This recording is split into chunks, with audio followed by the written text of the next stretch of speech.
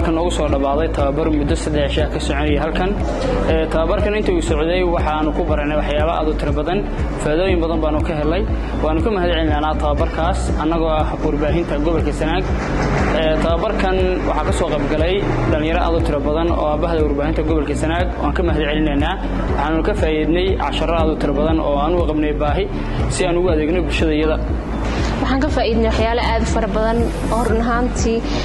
mas'uuliyadda ka saaran oo kale in markii uu dhaco GBV oo kale doorka aad ku qaadan karto hadaa tahay wariye hadaa tahay social activist hadaa tahay advocating ka u sameyn karto qofka victim-ka ah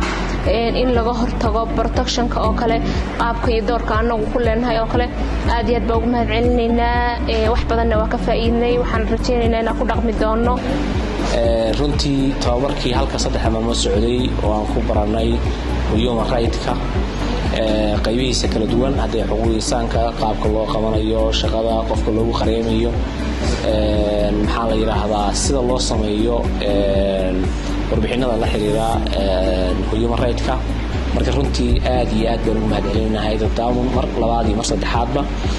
iyo macallinkii tababarkan fulinayay xaqiiqdii waxay ahayd fursad naadir ah oo in badan warbaahinta gobolka ka howlgasha ay si fiican u raadinaysay inay hesho tababarada noocan oo kale ah insha Allah cid kasta ay qosayso waxaan ka codsanaynaa tababarada noocan oo kale in la joogteeyo si warbaahintu wacyi dhiska bulshada ay qayb uga noqoto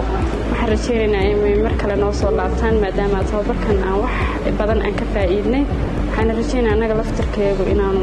inta ay ka badan ba inaan u sii gudbin doono intii naga faa'iideysan doonta